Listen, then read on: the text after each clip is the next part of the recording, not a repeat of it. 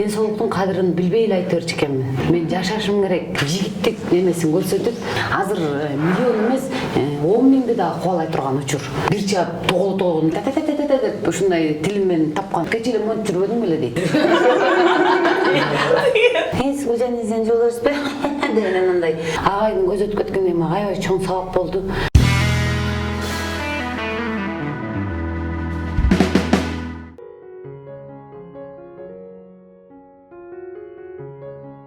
Саламатсыздарбы, Слоо ТВ каналынын катталуучулары, дагы да болсо биз Жылдыз менен Маек Тулантыдабыз. Бүгүн бизде конокто жалпыбызга белгилүү актриса, куудул, ырчы десек деги эле ар тараптуу эжекебиз, маданияттын мыкты кызматкери Гүлжана Атаканова бүгүн саатта. Саламатсызбы эжеке?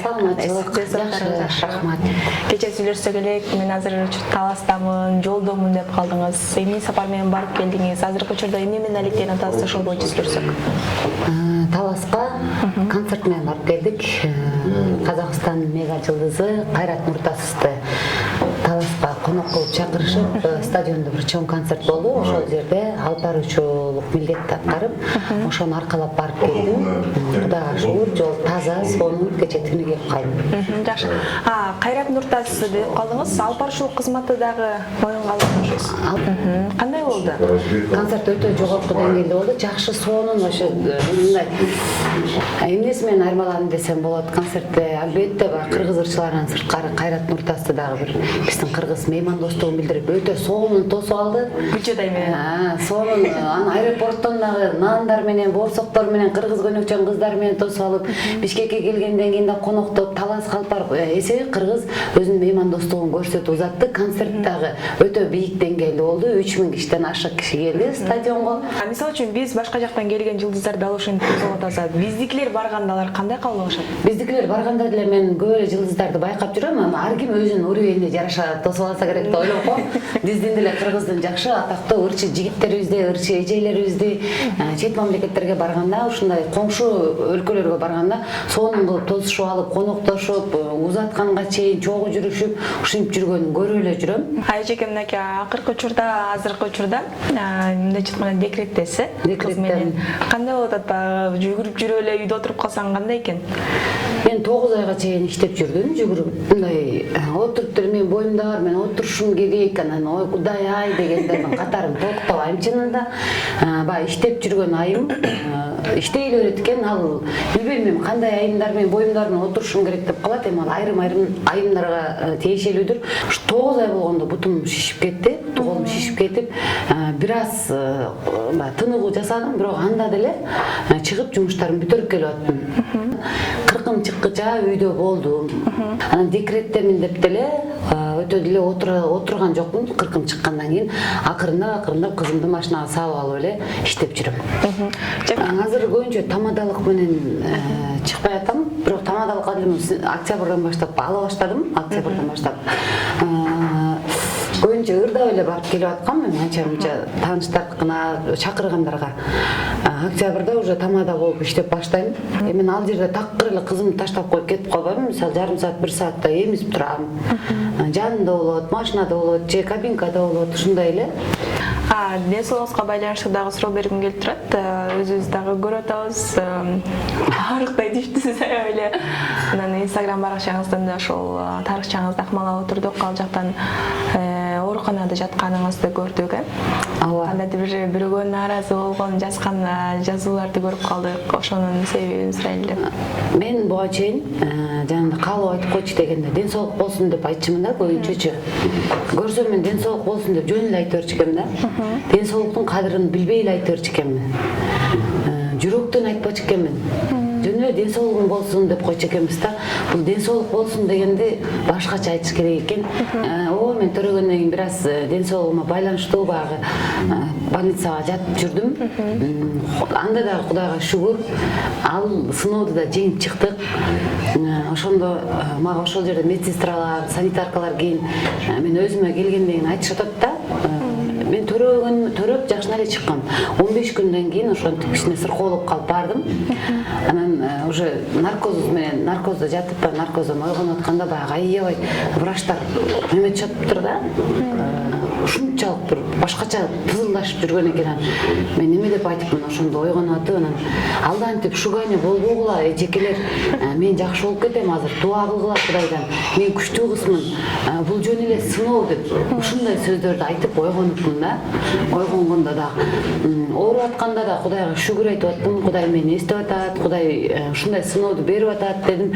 Ооруп калдым деп эле такыр шалдырап жатып калган жокмун. Ошондо да өзүмө келейин, мен кыздарым үчүн керекмин, мен жашашым керек, муну жеңишим керек деп аттым. Бирок өтө оор сынооду башыман өткөрдүм ошол убакта.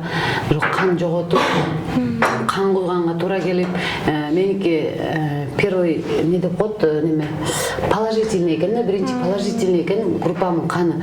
Андай группанын каны табыш дагы аябай сложный экен. Бирок ошондой болсо да жок, мага табылат азыр кан. Мен жакшы болуп кетем деп өзүм эсимди жоготуп өзүмө келип атам. Бирок өзүмө келген сайын шүгүр кылып дуа кылып аттым. Арзымат деген мырзага аябай нааразычылык билдирип жазыпсыз да. Ооба, бул мырза биздин үй бүлөгө чоңураак суммада акча карыз. Анан ошол карызды ала албай атабыз. Негизи биз дагы мен деле 2 жыл сабыр кылдым. Ал убакта иштеп жүргөн убагымда билинч эмес, бирок анан үйдө отуруп калган убакта, больницага жаткан убагымда көбүрөөк финансы керек болуп ошол убакта сурадым. Ал дагы мындай жоопкерчиликтик кылып бир ай 15 күн 10 күндө берем, бир жумада берем деп аркага сүрөй берди акчаны. Анан кийин акырында мен чыдамым кетти. 2 жыл деген бул аябай эле жакшы срок, чоң акчагачы. Анан мен инста баракчама чыгарганга туура келди. Мен инста баракчама чыгаргандан кийин да ал жигит аябай мыкты мырза экен, өзүнүн жигиттик немесин көрсөтүп мага заявление жазды. Мен инстаграмга чыгарып атат депчи. Бирок ошол тергөөчүлөргө дагы, ошол милиция кызматкерлерине аябай чоң ыраазычылык билдирем. Мен дагы барып, ал да барып туруп, мен үстүмө заявление жазгандан кийин биз туура баягы түшүндүрүп бердим, ушундай болгон десем, наоборот деген өзүн айтты. Туура эмес да, эркек киши ушинтип кайра аял кишинин үстүнө арыз жазып аткан. Абайда карызыңызды төлөп коюңуз. Чыгарат да үй бүлөсүнүн акчасы болсо, үй бүлөлүк бюджетти ушунча акчаны алып алып жүрсөңүз, азыр миллион эмес 10 миңди дагы кубалай турган учур деп туруп алар туура эле айтышты. Эфирден пайдаланып ошол милиция кызматкерлерине жана ошол тергөөчүлөргө дагы рахмат айтып кетем. Ал биз буга чейин биз заявление жазганбыз Токмок шаарына. Ал жактан кандайдыр бир себептер менен туура эмес чечимдер чыгып калып, азыр биз Чуйский областной прокуратурага кайрылып атабыз. Буюрса бардыгы жакшы чечилет, ак ийилет, сынбайт. Эми ал жигит эмне себептен мынтип жүрөт билбейм эмичи. Алганы чын, карыз мойнунда турат. Анан эмнеге биз менен талашып тартышып атат, аябай интересно ушул. Мырзалар боюнча суроо бергим келип турат. Ал ушул азыркы учурда айтып калдыңыз, эмне үчүн качып жүрөт билбейм депчи. Азыркы тапта айымдардын көпчүлүгү дал ушул мырзалар тараптан көбүрөөк зордук зомбулукка кабылып атат. Аны өзүңүз көрүп атасыз. Буга оюңуз кандай? Ар бир адамдын, ар бир жарандын өзүнүн ою болот эмеспи ушул боюнча? Ар бир жарандын өзүнүн ою. Туптуура айтасың. Мен кыргыз мырзаларына сыйлайм. Кыргыз мырзаларына мен даже сөз тийгизгим келбейт. Биз ушу кыргыз мырзалар бар үчүн биз ушинтип эркелеп, ушулардын кучагында, ушулардын жанында өзүбүздү күчтүү сезебиз, ушулардын жанында назик болобуз, ыйласак соорото турган, бирөө бизге бирдеме дей турган болсо коргой турган ушул кыргыз мырзаларына ыраазычылык айтам. Бирок эң өкүнүчтүүсү ошондой күчтүү мырзаларды ушуга окшогон бир слабый альфонстар, мындайча айтканда, ушундай эки жүздүү бирөөдүн аркасынан окат кылган мырзалар бир аз мырзаларга немесин залакасын тийгизип кетип атат да. Мындайлар жок эмес, бар. Бирок ошондой мырзаларга да Кудай эрк берип, күч берип, мындай күчтүү болуп, кыргыздын жигиттерин уят кылбаса экен дейм. Мен заманды күнөөлөй албайм. Заман сонун, заман жакшы, жашаган адамдар сонун жашап атат. Мен ошол балдарга айтат элем, бул кайтар дүнүйө. Бул мурда 40 жылда келсе, азыр 40 күндө 40 саатта эле келип калган убак. Ошон үчүн бирөөдүн кызына мамиле жасаардан мурда өзүнүн келечектеги кызын, өзүнүн эже карындашын дагы ойлосо демекмин. Анан мисалы үчүн аялдарын уруп атат дегенге мен мынтип айтам да. билбейм, ар бир үй бүлөнүн өзүнүн мындай өзүнүн проблемасы, өзүнүн бир жашоосу бар мындай. Мен мисалы мен эч күйөөмө келтек жеген эмесмин, мен таяк жеген эмесмин деп айта албайм. Мисалы мен деле бир чаап тоготогон учурлар болгон. Ошондой эле болгон. Мен андай башыма өтөм. Тим эле мен деп ушундай тилим менен тапкан учурларым болгон. Чаап туруп, жаткыра чаап. Демек аялдар тил менен таап алат. Өзүбүздөн да келет да, өзүбүздөн да келет. Анан мисалы болду дегенде биз болуп калбайбыз да, эмнеге болом деп карайчы, эмне кыла аласың деп ушундай сөздөрдү айтабыз. Анан ошондойлорду көрүп калат. Бирок эми эрлүү катын таяк жейт деп илгертен айтылган сөз бар. Эми жанагынтип вообще нулевой состояние, бул зөөкүрчүлүк да, бул өтө мыкаачылык. А бирок жанагы бир чаап бир коюп ай жөн деген, билбейм, почти 90% эле үйдө болсо керек да. Нормалдуу эле көрүнүш. Нормалдуу эле, мисалы кызганып деле бир чабышы мүмкүн. Ушундай нерселер болот. Ага мисалы азыр кыздар деле даярдалыш керек. Мен таяк жебейм мен деген ушуна мен тим эле феямын дебеш керек да. Эркек ачуу келген биз тилибиз менен тили десек, алар тили менен таталай албай, бир чаат же бир кот ушундай болот да. Анан сразу эле үй бүлөнүн секретин көчөгө алып чыгып алып эле, анан мени чаап таштады, анан мени тээп таштады дебеш керек. Бирок жанагынчалык угала койдой союп, кол бутун сындырып салып таштаган бул зөөкүрчүлүк, бул деген бул жолдош эмес. Жолдош, чыныгы жолдош чапса дагы аяп чабат да. Чыныгы эркек, мисалы биз эркектин бир эле ударына чыдабай вообще талкаланып кетиши мүмкүн. Аялын чапса деле эркектин аяп чабат по-любомучу. Ошон үчүн мен анан чапты, мен тепти деп эле өзүнүн семьясын ашкере кыла бербеш керек. Демек эме үй бүлөнү жашырыш керек экен деп ойлойсуз. Үй бүлөнү жашырыш керек. Мен 100% айтам. Үй бүлөнүн ичинде болуп атканда мисалы кайненеңе деле, өзүңүн апаңа деле, бир тууганыңа деле, досуңа деле айтпа. Ал сенин үй бүлөң, ал сенин казаның. Сен ата-энеңе айт ушундай болуп атат деп, же кайненеңе айт ушундай болуп атат деп. Алардын жүрөгүн эле оорутасың, башка проблема жок. Ал проблеманы баары жолдошуңа экөөң чечесиңер. Кайра айланып. Карынышсаңар деле экөөң жарашасыңар. Ошон үчүн үй бүлөнүн проблемасын эч качан. Мисалы досуң айтып отурган болсоң, бир күн айтат, кече эле монтип жүрбөдүң беле дейт. Вот, ага да айтпаш керек. Ата-энеңе да бир тууганыңын да өзүнүн проблемасы бар. Мен мурда жолдошум менен жашап жүргөн вакытта мен Инстаграмга чыгара берчүмүн, менин жолдошум мына, бияктан, тияктан, мондай дей берчүмүн. Көз тиет деген бул чын нерсе экен. Мен төрөгөндөн кийин да ошол нерсеге ишендим. Мен төрөп чыгып атканда ушундай сонун эле укмуш кылып концерт кылып алып чыгышкан. Мен ошодон эле ооруп калдым. Ошол убакта бирөөлөр айткан, монтип эле элдин көзүнө көрүнө берсеңчи, өзүң монтип 16 жылда деген Кудайдан суранып тиленип жүрүп төрөп атсаң, көз бар, сөз бар деген да. Ошентип айтып бирөөлөр оозун жээлеп да, мен жанагындай ооруп калдым да. Эми ал деле сыноо, Кудайдын сыноосу. Ошон үчүн жашооду өзүңүн семьяңды ашкере кылып эле көрүнгөн жеке дасторкон кылбаш керек экен. Демек азыркы учурда сиз ошо өзүңүздүн үй бүлөңүздү, бала чакаңызды көп элге жарыялабайм деп чечтиңиз. Ооба. Жарыялабайм. Мисалы кичинекей кызымды деле такыр бетин көрсөтпөйм. Дайыма жылчалар менен, жүрөкчөлөр менен жаап коем. Себеби эртең ал эми бир убакыт келгенде бетин таагандар болот, башка болот. Бирок азыр мындай жашырып эле турган жакшы экен, болбойт экен. Ар ким ар нерсени айта берет да. Эмне себеби эмнеде? Себеби азыркыдай эле айткандай эле. Жолдошум да жаман көрөт. Анан мен бир нерседен азыр кыз балдар дагы өтө опасный мындай айтканда. Мен жолдошум сүрөтүн улаган чыгара берсем, элге таанылат бети. Бир жерлерде жүргөндө, "Сен сен жолдошпу?" деген мындай немелер чыгат. Анан бул дагы сал дей салат.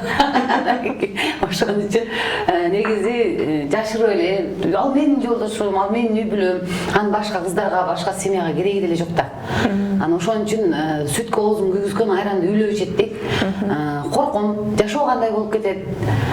Азыр мисалы эртеңкибизге өз гарантия бере албайбыз да, мындай болот депчи. Башкысы үй бүлөңүзгө тынчтык каалайбыз, Рахмат. Көз тийбесин, сөз тийбесин. Анан чыгармачылык жөнүндө сүйлөшсөк, кандай жаңылыктарыңыз болуп атат? Чыгармачылыкта болсо азыр кызым төрөгөндөн бери баягы үйдө болуп, мындай көп деле гастролдой албай, концерттерге деле көп чыга албай элем, айрым эле концерттерге барып келип атпасам. Бирок 2022 жылга жаңы Гүлжайнадан жапжаң концерт деген бир жакшы концерт беришим керек. Элиме Кудай буйруса, Кудай кааласа, мындан 1 жыл, 2 жыл мурда 10 жыл отчеттик концерт деп бергем. Ал концертиме ушунчалык бир эл батпай, ушундай бир сонун концерт болгон. Өзгөчө бир формалар, өзгөчө формалар менен, ошол формалардын баары батпай калган болчу. Кийин азыр баары батып калды. Азыр кайра чоң келип калды ал формаларымча. Эң өкүнүчтүүсү ушул концертимде мен агайым жок болот эми. Былтыр берген, мурда жыл берген концертимде агайым өзү чыгып, Рахман агай, мен устатым, жакшы сөздөрүн айтып, ушинтип турган, азырга чейин ичим атышат. Мен ушу Гүлжайна кылып сахнага алып чыкты, Гүлжайна кылып сахнада тургузду, элге таанытты. Биз агайыбызды эми ишеничин ушу сахнадан актасак деп ойлойм. Бирок агайдын өзү үчүн биз эч нерсе кыла албай калдык. Бир эле мен эмес, 5 тапан, 5 илик, 5 айры толтура командалар чыгарган, группаларды. Мен ойлойм, башкаларын эчтеке дей албайм, мен өзүмдүн балалык парызымды жакшы аткара албай калдым. Агайыма биз мынчалык арабыздан эрте кетет деп ойлогон эмесмин. Агайга ушундай бир жакшы нерселерди үмүт кылчумун. Баягы жашоодон өйдө тарсаң ылдый, ылдый тарсаң өйдө, баягы өйдө болот, ылдый боло берет экен да жашоодочу. Агайдын көзөтүп кеткен эми аябай чоң сабак болду. Бирөөгө бир нерсе кылгың келеби, жакшылык кылгың келеби, эртерээк кыл экен да. Агай арабыздан кетти. Жакшы жаннаттан болсун. Таки адамды биз жаныбызда жүргөндө көбүнчө баркын билбей, аны жоготкондо гана баркын билип калат экенбиз. Анан ушул жалпы кыргыз журтчулугу үчүн оор жоготуу болду бул дагы. Өтө оор жоготуу болду. Анан сиз көбүнчө өзүңүзгө эмнелерди ала алдыңыз агайдан? Менин азыркы Гүлжайна менен 10 жыл мурда Гүлжайнанын аябай айырмасы чоң да. Азыркы Гүлжайнага 80% Рахман агайымдын таасири тийди десем болот.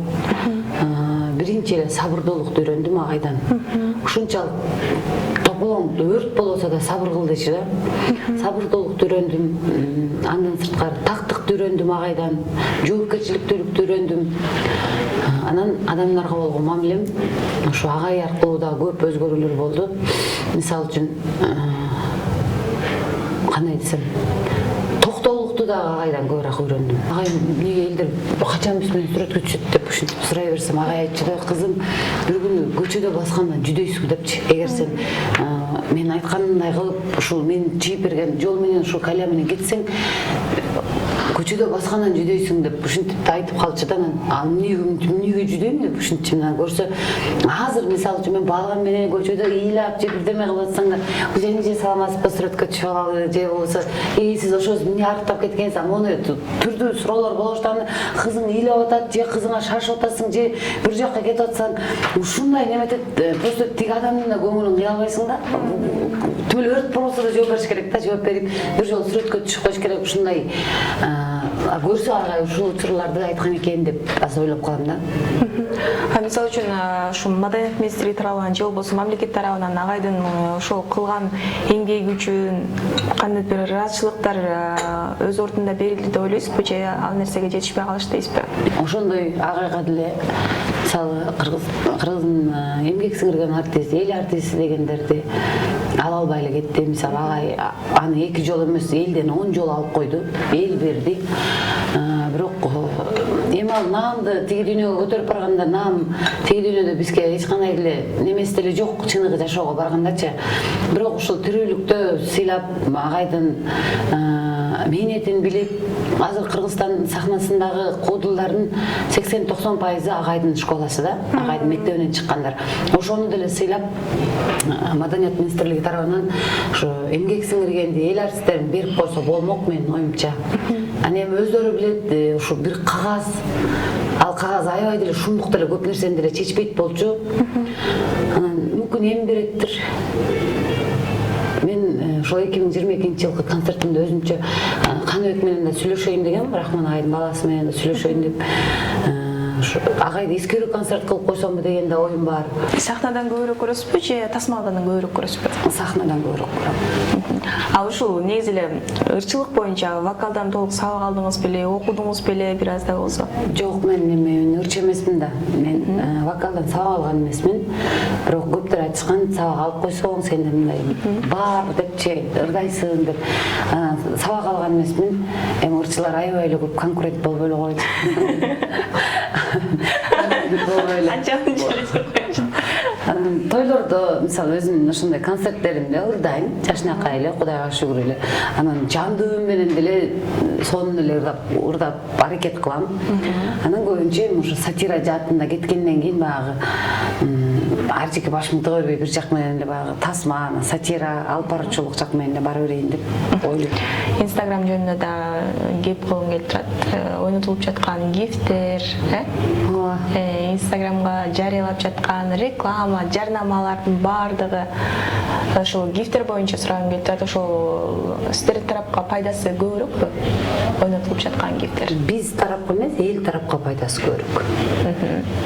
Анан спонсорлор тарапка пайдасы көбүрөөк. Себеби спонсорлор баягы айтылган сумманы беришип спонсор болушат. Ал акчанын 80% эле элге таркайт. Элге таркатылат. Ошондо дагы кээ бир адамдар нааразы болушат да. Булар жөн өзү алып алды. Ошончо миллиондоп акчаны берип атат да. Рахмат айткан адам көрбөйсүң да, азыраак айтат. Көбүнчө нааразы болуп мага чыкпай калды, үтпөй калды. Мисалы 30 миң, 40 миң, 50 миң подписчик топтолсо, ошонун арасынан 10 киши утат эмичи, баарына бере албайбыз да. Ошо 10 кишинин деле кубанычына ортоктош болгон жакшы нерсе. Анан гифт деле бул сонун эле. Мисалы мен каршы эмесмин. Ойноткондор колунан келсе ойнотсун. Жылдыз менен ооругансызбы? Назиреж айтат сен ооругансың депчи. Назиреж айтат сен ооругансың деп. Бирок мен может ошо апчеме билингендир. Мен өзүм ооруганда постоянно өзүмдү бирок мындай колго алганга аракет кылам. Өтпө депчи мындай өпкөлөп кетпе, бар болсо көп кетпе, жок болсо чөгүп менен апам ушу сөздү көп айтат. Кызым, Кудайдын ар бир берген тамчы рызкына да шүгүр кыл. Сен ушул эл бар, сен ушул Гүлжайна болуп атасың. Эл менен бол. Башың канча башың менен укмуш болуп кетсең да, башың ийип тур. Мен ошол качество көбүрөөк колдоном. Ар бир кичинекей бала келиптир, Гүлжайна саламатсызбы? Кызым ыйлап кетсе да саламатчылыкта ошого бир учурашып коюп кеткенге аракет кылам. Анан мисалы бизди эл көрбөй койсо ким көрөт бизди? Эл баалабай койсо ким баалайт бизди? Ошон үчүн жөнөкөйлүк болуш керек ар бир жерде. Апаңызды айтып калдыңыз. Апаңыздын ак сүтүн акташ үчүн эмнелерге бардыңыз? Эмне кылсам да барам, ак сүт акташ кыйын го. Анткени азыр на данный время мен башыман өткөрүп атам.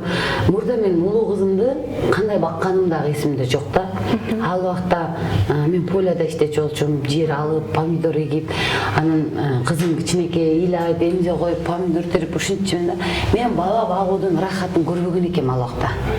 Баягы турмуштун өйдөлдүйүнөн, барчылыктан, жокчулуктан кыйналып жүрүп, мен кызымды айтам го, постоянно 2,5-3 жашында мен чыгармачылыкка аттанам деп. Мени баардык бир тууган уругум мени креско койгон, сен короче үй бүлөңдү бузуп ушундай жолго бардың дешипчи, мен артист болом дедим деп. Ошол убакта баягы кыйынчылык менен жүрүп, кызымды кантип мындай бала рахатын көрбөгөн экенмин да, баккандычы.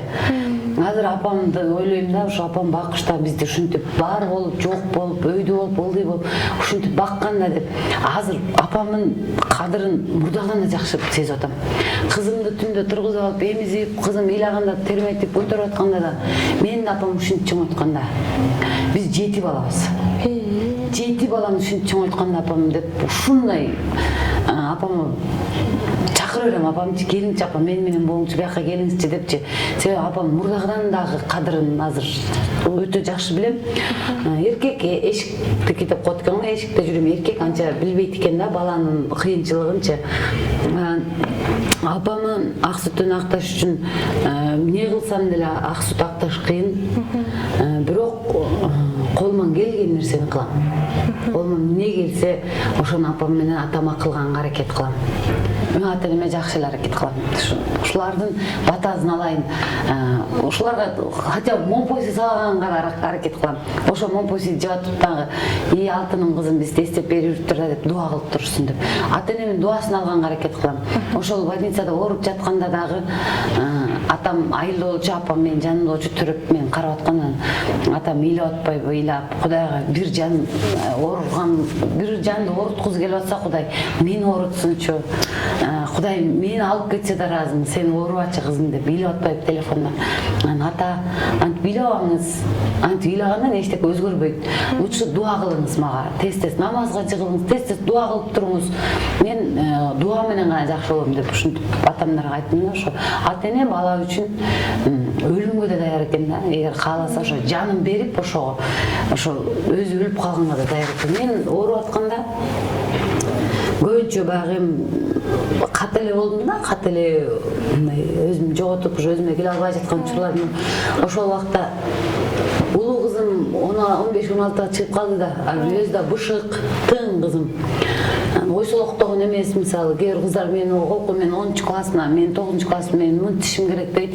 Мен алып берген кийимди кийет, мен алып берген оокатты жейт, анан ашыкча бир сом сурабайт. Окуудан 1:30 чыктыбы, 2-де үйгө келип калыш керек. Уже 2-ден кеч келсе мен каякта жүрөсүң? Эмне кылдың? Ким менен жолуктуң? Уже менен тескөө башталат. Кечинде эчке чыкмай жок. Нара басып келем берип, мен кыздар менен площадь карап келжам, кыздар менен тиги андай жок, барып кызбайм кызымды. Анан андан корккон жокмун. Улуу кызымдан корккон жокмун. Эми бул кайсы жерде болсо да тирикчилигин кылып кетет деп атам да. Мен ооруп аткандагы эң кыйналган кичинекей кызым болду. Жаңы төрөлгөн, 1 ай боло элек.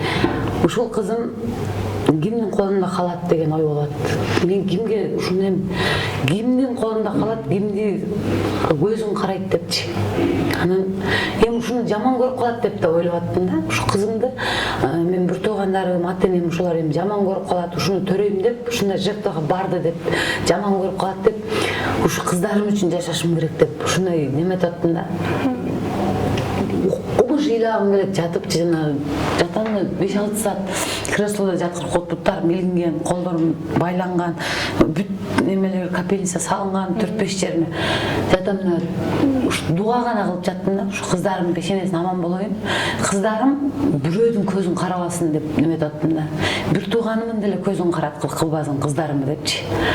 Ушундай катуу оор сыноо болуп өттү.